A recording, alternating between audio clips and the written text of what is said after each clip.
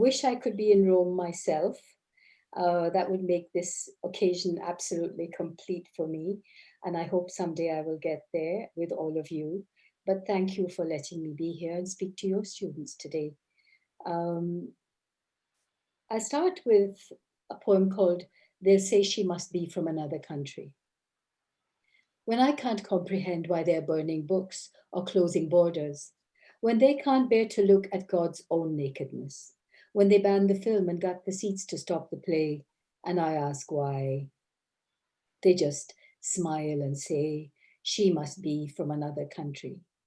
When I speak on the phone and the vowel sounds are off, when the consonants are hard and they should be soft, they'll catch on at once, they'll pin it down, they'll explain it right away to their own satisfaction. They'll cluck their tongues and say, she must be from another country.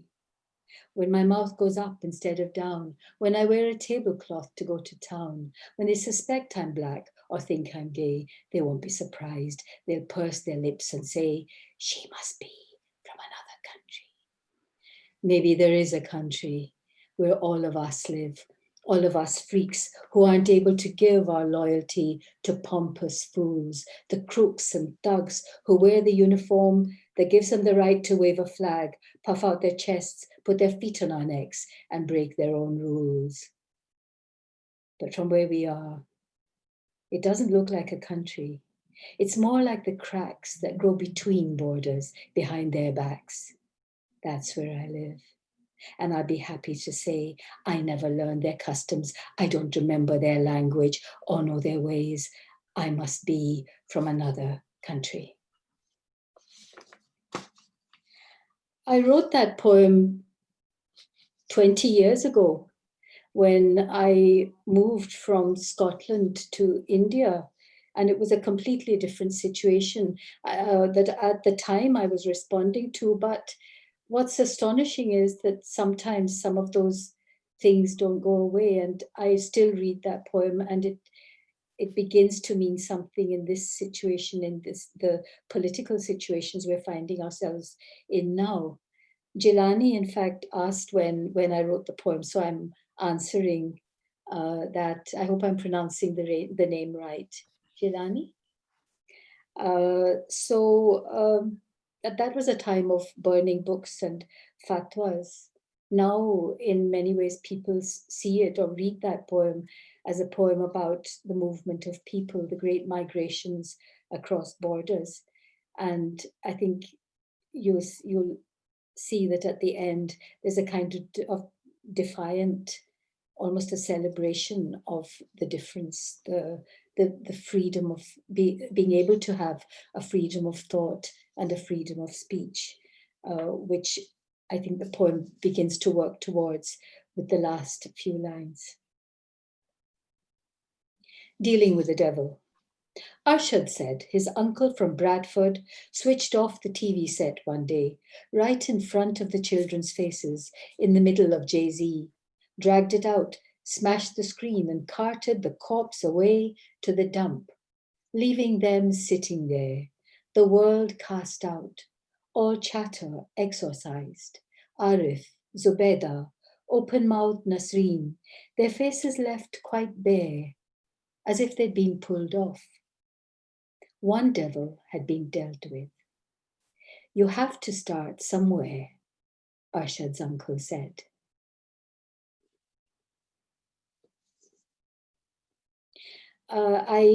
When I was in India, I worked on making films for UNICEF because that's one of the other things I do. I make films and draw and produce works of art as well. But while I was working on this for UNICEF, one of the films I was making was about a little girl who had leprosy. And so I would go into Dharavi, the largest slum in Asia, every day to film, not just film, but I realized at some point that she wasn't being given her multi-drug therapy. So in the end, I ended up going up in every day to make sure that she actually took the drugs because her mother couldn't see the immediate results from her taking the drugs. But while I was in there one day, and it was totally different. I mean, I was in there doing this other job when, and it was a hot day. Um, but the Dharavi is a place where there's very little water. There's one water tap for hundreds of people. And on this occasion, just as I stepped out, the water tap burst. There was an accident, the water tap burst. It was a municipal tap. And this poem was written after that. Blessing. The skin cracks like a pod. There never is enough water. Imagine the drip of it, the small splash, echo in a tin mug, the voice of a kindly God. Sometimes the sudden rush of fortune. The municipal pipe bursts, silver crashes to the ground, and the flow has found a roar of tongues. From the huts, a congregation. Every man, woman, child for streets around butts in with pots, brass, copper, aluminium, plastic buckets, frantic hands. And naked children screaming in the liquid sun. Their highlights polished to perfection, flashing light as the blessing sings over their small bones.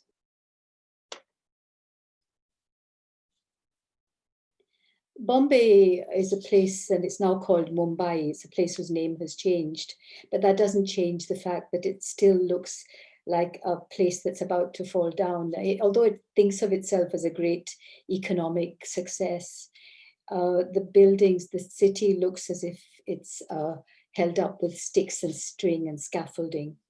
And to me, that began to look like an image of the whole world, a kind of fragile, precarious place, living space.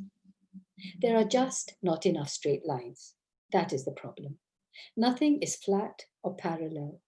Beams balance crookedly on supports thrust off the vertical. Nails clutch at open seams. The whole structure leans dangerously towards the miraculous.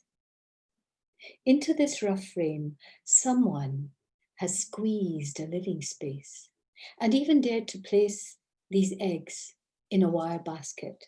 Fragile curves of white hung out over the dark edge of a slanted universe, gathering the light into themselves, as if they were the bright, thin walls of faith. Irene had a question about that poem to do with uh,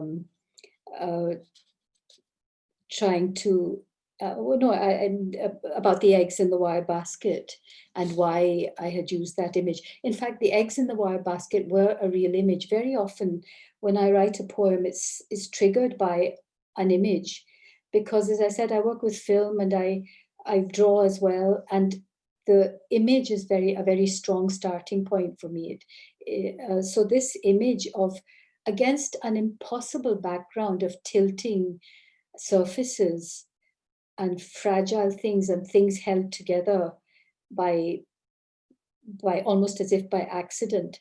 Uh, uh, in that background of darkness and chaos, the image of these eggs in fragile things in an open weave wire basket felt like something that I just couldn't walk away from, and that started the poem.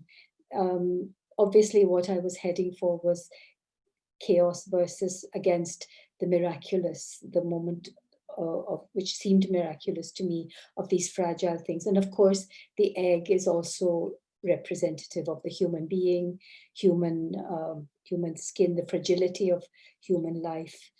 And at the end, of course, I'm talking about the bright, thin walls of faith. And I'm not really talking about religion, but faith in human being that the human beings have, that they can go on living, that they can survive against impossible odds.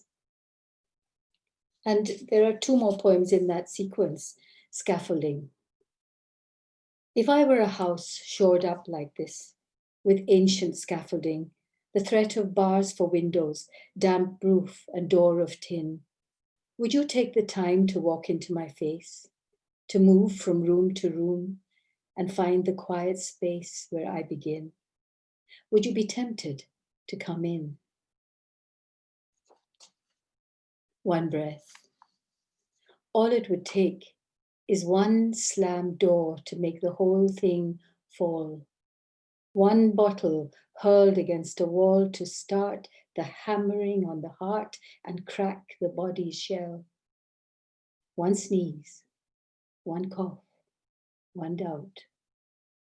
All it would take is one breath, no more. And Julia had a question about that poem. She asked, is every change, would it be necessarily be positive, or could it be either? And she spoke about, very interestingly, about the impact of small things. I was really thinking about, and she's very rightly, everything she said was right. All of your observations are wonderful. And I'd like to say that it's not a case of right or wrong. It's your interpretations. Once I've written the poem, it's given over to you, given over to the reader, and your interpretations are as valid, more valid in the end than mine. I was thinking here about how easy it is to trigger violence and violent change, and how a simple thing like breath takes on huge importance. And especially now, I mean, now again, so many years later, the idea of breath, our breath, becomes such a precious and important thing. So one breath can change so much. You can imagine, with all this teetering city around me, things often collapse. And a while ago, as the ceiling of my house in Bombay fell down, to me, it didn't look like a bad thing at all. It looked as if maybe that ceiling and those walls needed to come down, as if the room was trying to tell me something. So afterwards, I gave away everything that I owned in the room: tables, chairs, clothes, books, rings, jewelry, wedding ring. And what I was left with was this poem. This room.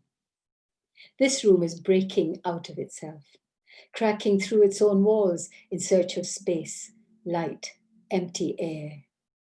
The bed is lifting out of its nightmares. From dark corners, chairs are rising up to crash through clouds. This is the time and place to be alive, when the daily furniture of our lives stirs, when the improbable arrives. Pots and pans bang together in celebration, clang past the crowd of garlic, onions, spices, fly past the ceiling fan. No one's looking for the door. In all this excitement, I'm wondering where I've left my feet and why my hands are outside clapping. Ruth had interesting things to say about this poem. And she asked, what do I hope the reader will take away from the poem in a time of distress? First of all, I'd like to talk about the title, This Room, which by the end is actually about space, this room. So it's not about a room with walls, it's about maybe the space that you walk into, that you are released into, that you're freed into at the end. And I don't mean you, of course, I mean the I in the poem. But also, someone in a group like this once asked me, well, could that be a poem about writing a poem? And of course it could as well, because in a way the poem allows the freedom to step away from things, to step out of things. And at the end, I do see that poem as a great celebration, because there is a movement to the hands outside clapping. The next poem, although it may not be immediately obvious in the reading, it is a kind of a rough sonnet, very rough. Happy arrives with the moon on its shoulder, glamorous. You can tell it has crossed the line by the way it moves, eyes glittering like wet roads in headlights, dangerous and out of control, attention all over the place. It loves the language and talks to strangers, asks your name, looks in your face and offers its hand. No sign of a knife or a gun, no respect for the rules, no trace of shame. Before you can stop it, Happy slaps your back and kisses your wife on the cheek. This is no place for Happy. It leads to touching. It could spread an infection, cause a contagion of glances with that dirty laugh, wine on the breath. It encourages smiling and unrestricted movement of hands and feet, dances. Happy is just asking to be buried up to its neck in the sand. A face like that, asking to be stoned to death. Is Happy known to you? Tell Happy this for its own good, to hide its ankles, cover its wrists.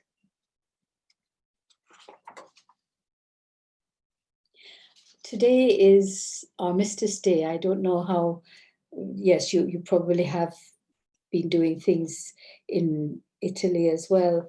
And in his anthem for doomed youth, Wilfred Owen wrote, "What passing bells for these who die as cattle."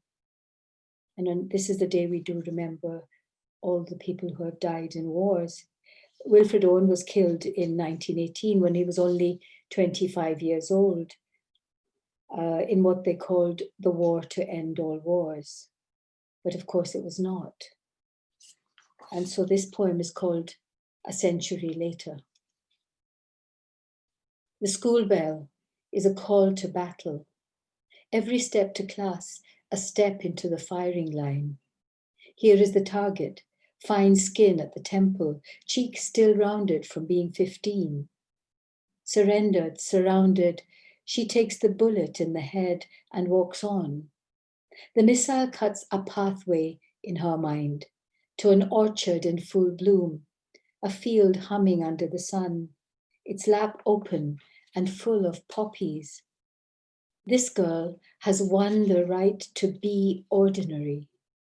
Wear bangles to a wedding, paint her fingernails, go to school. Bullet, she says, you are stupid. You have failed. You cannot kill a book or the buzzing in it. A murmur, a swarm. Behind her, one by one, the schoolgirls are standing up to take their places on the front line. Owen's war was fought in the horror of the trenches. And to me, it seems that the nature of conflict has changed because today young men and young women still go to war, but war has also come to where we live, where civilians live. It's being waged in minds with fear and suspicion and loaded words. In the poem I'm about to read you, you'll hear words like terrorist, but it isn't really a poem about terrorism. It's about how you can take one image and give it different interpretations. As I said, I work with film, and I know that I can take the same images and edit different ways, put on different words, and make it into a completely different film. But that's what happens all the time. We're watching different channels, different people's versions of the truth. The facts edited different ways, the images are edited different ways to tell the truth, depending on a different truth, depending on who's telling it.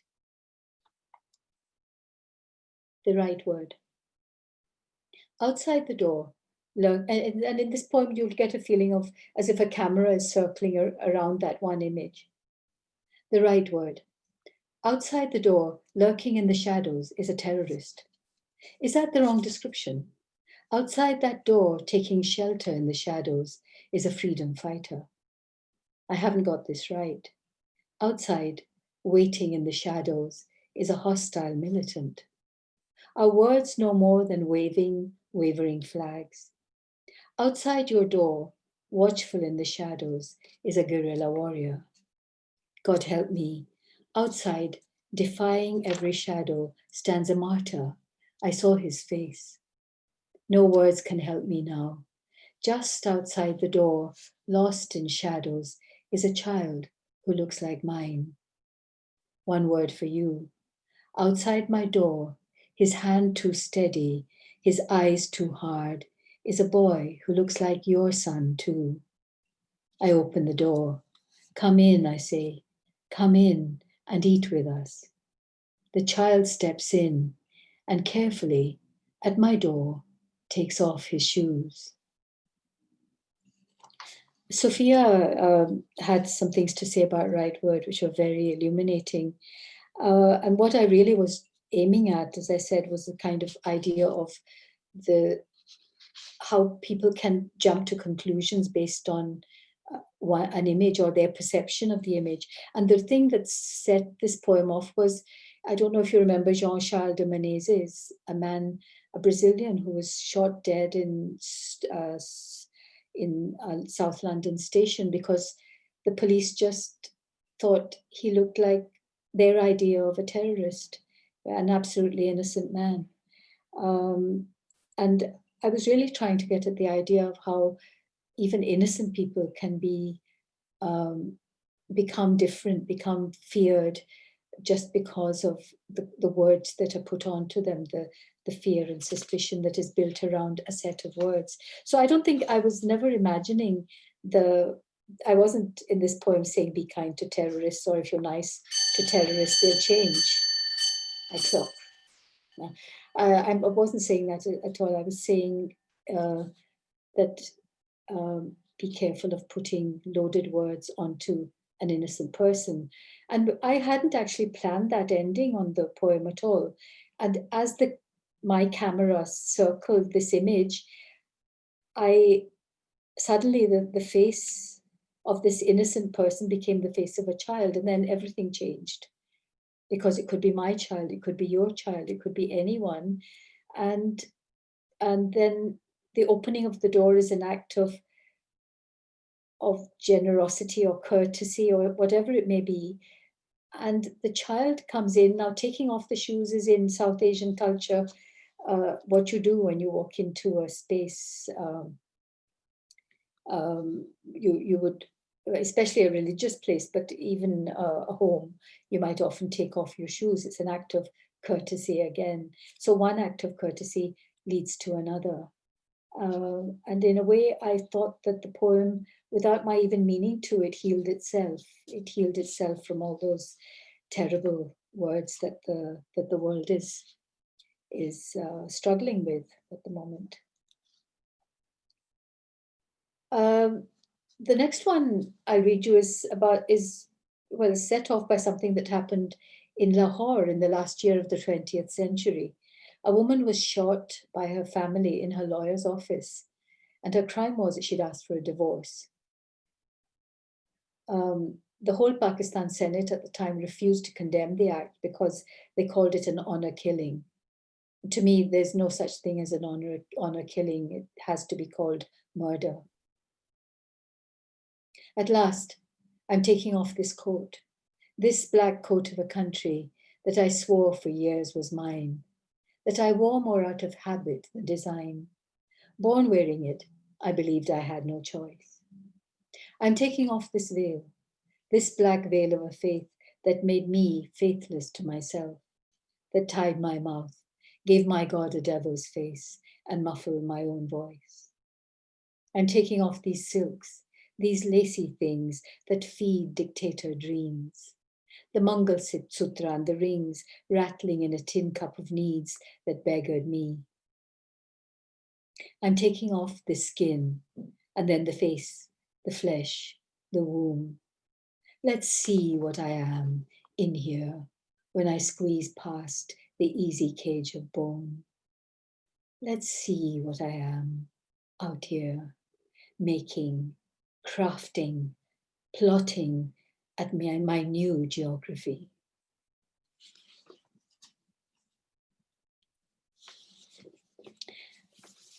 Sometimes out of the grey Scottish day, my father would bring me something in a brown paper bag that looked as if, to me, as if it wasn't just from another country, as if it was from another planet, some kind of mythical creature. How to cut a pomegranate. Never, said my father, never cut a pomegranate through the heart. It will weep blood. Treat it delicately, with respect. Just slit the upper skin across 4 quarters. This is a magic fruit. So when you split it open, be prepared for the jewels of the world to tumble out, more precious than garnets, more lustrous than rubies, lit as if from inside. Each jewel contains a living seed. Separate one crystal, hold it up to catch the light. Inside is a whole universe. No common jewel can give you this. Afterwards, I tried to make necklaces of pomegranate seeds. The juice spurted out, bright crimson, and stained my fingers, then my mouth. I didn't mind. The juice tasted of gardens I'd never seen, voluptuous with myrtle, lemon, jasmine, and alive with parrot's wings. The pomegranate reminded me that somewhere I had another home.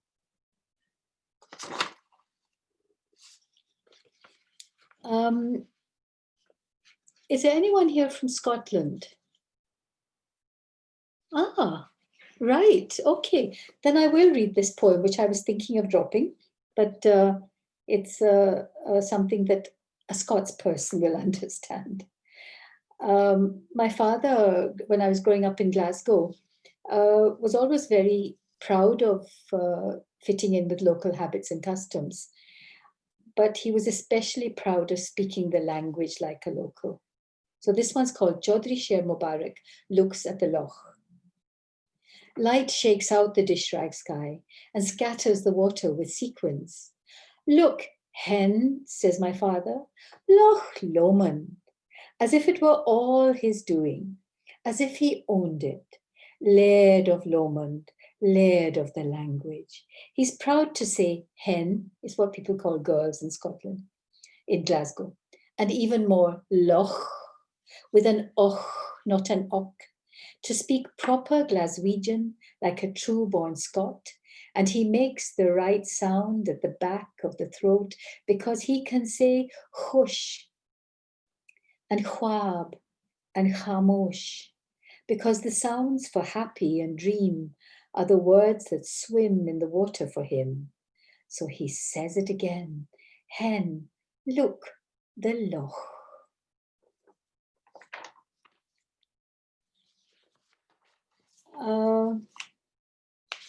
My parents were from Lahore and I was Glaswegian. Outside the house was a kind of no man's land. There were so many different territories to navigate. So this next poem is partly about that. Front door. Wherever I've lived, walking out of the front door every morning means crossing over to a foreign country. One language inside the house, another out. The food and clothes and customs change. The fingers on my hand turn into forks. I call it adaptation, when my tongue switches from one grammar to another. But the truth is, I'm addicted now. High on the rush of daily displacement, speeding to a different time zone, heading into altered weather, landing as another person. Don't think I haven't noticed. You're on the same trip too. How many of you have come from somewhere other than Rome? Do I have a show of hands? Oh, yes, quite a few of you. Okay. Well, in fact, I could get a sense of that from some of the questions that I was asked. And Sophia had a question about the image of the fingers on my hand turning into forks. Again, in South Asia, we eat with our hands. So the moment of, I wanted an image to show the switch from one culture to another. So I actually imagined the fingers of my hand turning into implements, the forks which would be used in the culture that I'd moved to. right through, I mean, the whole attempt is to bring alive with images the idea of the movement between. And to me, again, that's quite a joyful thing.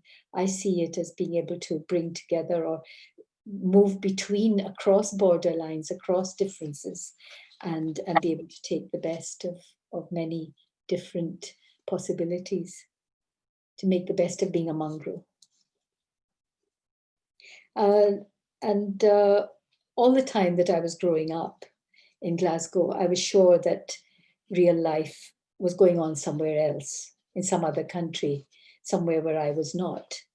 I mean, that's partly to do with being young, of course. And my husband, Simon, when I met him, said he felt exactly the same growing up in Wales.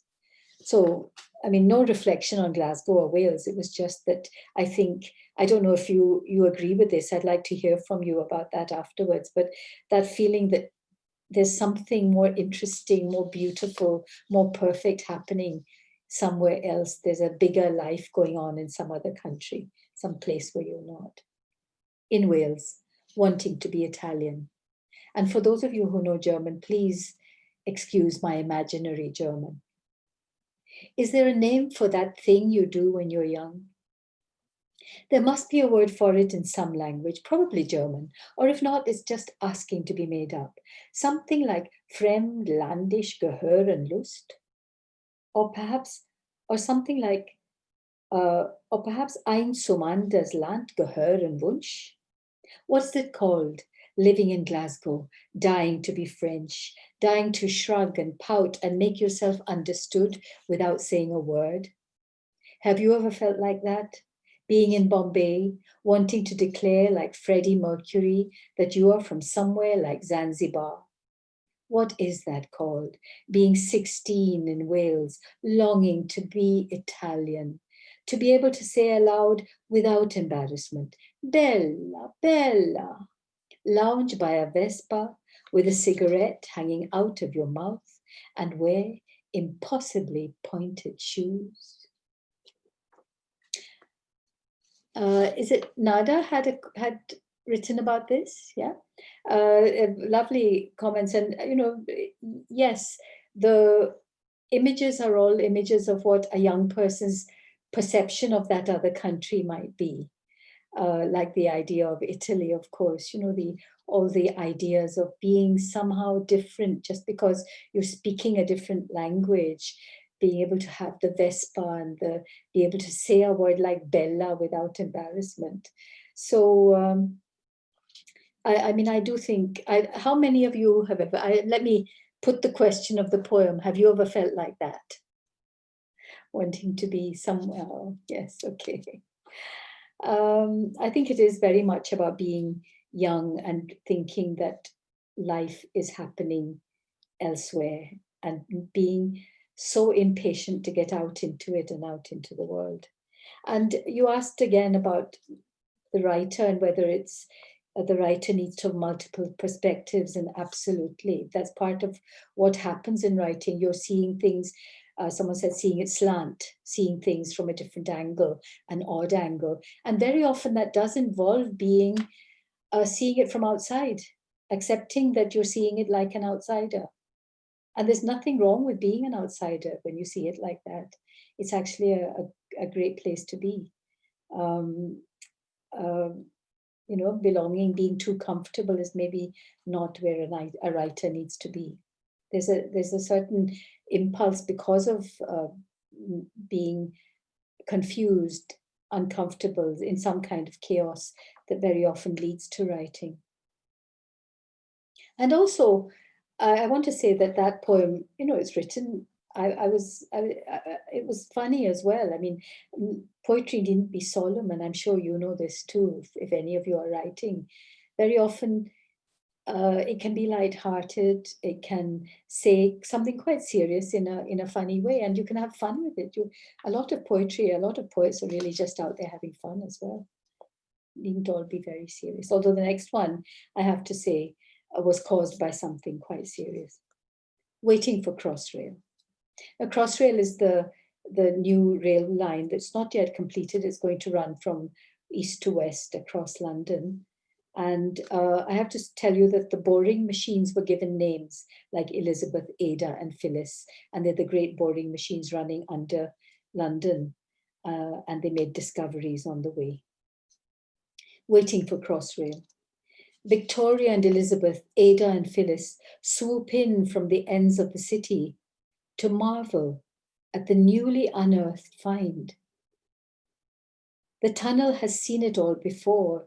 It yawns, and at its open mouth, these people have materialized, like words it has just spoken, a speech balloon that blossoms out of darkness.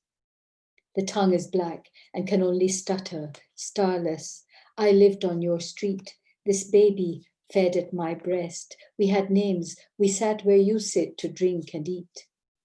Between the city and the pit, the builders and the diggers are speechless, staring into no man's land, its accidental inhabitants written out in rows. The earth knows the world is many-layered and must be used and used again. It throws a blanket over them. But we are the ones who are shivering.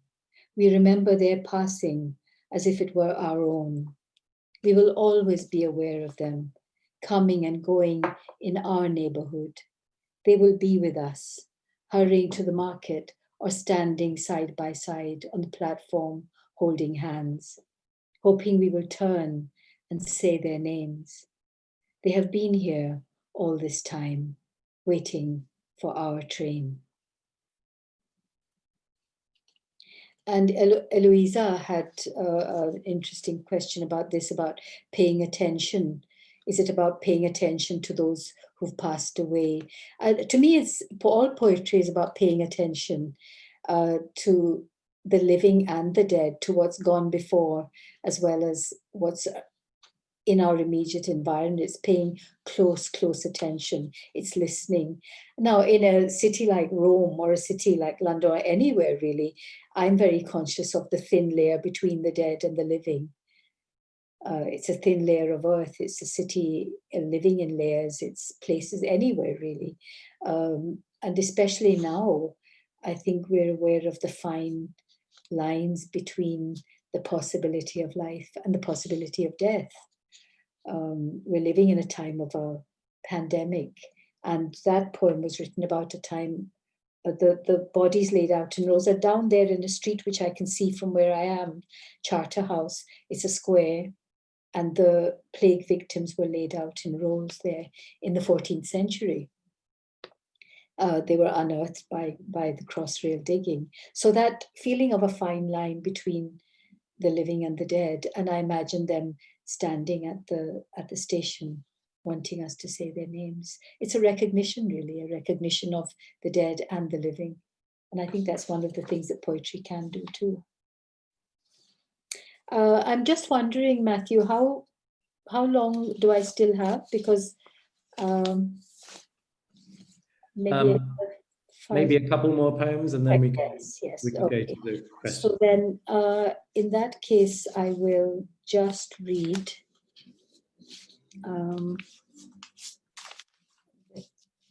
I'll read the trick. The trick. In a wasted time, it's only when I sleep that all my senses come awake. In the wake of you, let day not break. Let me keep the scent, the weight, the bright of you. Take the countless hours and count them all night through, till that time comes, when you come to the door of dreams, carrying oranges that cast a glow up into your face. Greedy for more than the gift of seeing you, I lean in to taste the color, kiss it off your offered mouth. For this I fall asleep in haste, willing to fall for the trick that tells the truth, that even your shade makes darkest absence bright, that shadows live wherever there is light.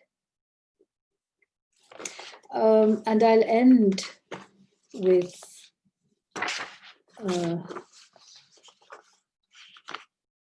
this one. Sometimes you hear a phrase again and again, And it makes a kind of a rhythm that sticks in your head. That's what happened to me when I heard the same phrase again and again on television and in news reports. And it's something that seems to have stuck in the throat of the English language. And it starts with football and ends, you'll see where. Speech balloon. The Barnsley manager was lost for words to describe his feelings when Chelsea fell to the Tykes. We played fantastic. I never thought we'd do it again, but we did. And all I can say is, I'm over the moon, he said. I'm over the moon, he said. Bollywood's hottest couple was proud to be blessed by the jubilant father, the superstar. It's a match made in heaven, he said to the press, between two shooting stars with shining careers. And I'm over the moon, of course, he said. I'm over the moon, he said. The Malaysian nation went mad with joy on Independence Day in his 50th year when a doctor-come part-time model, a local boy, went up into space in a Russian Soyuz and in zero gravity performed his namaz. All of Malaysia over the moon, he said on the news. They said on the news, 27 million people over the moon. You must have noticed. It's really quite clear. This condition has spread. It's happening there. It's happening here. It's full blown, grown beyond every border to the furthest corner of every country where English is spoken or English is known. There's no one just satisfied or mildly pleased or chipper or chirpy, contented or cheerful. No one glad or gratified, delighted or jubilant, elated, ecstatic, joyful or gleeful. All the happy people have left this world. You won't come across them anytime soon. And if it's happy sound bites you're looking for, you need to look way over your head for the words and balloons to the place where the cow keeps jumping over and over with all the footballers, team managers and lottery winners, world superstars, heroes and champions and legends and lovers and proud mums and dads and the whole of Malaysia over the moon, over the moon, over the moon. Thank you.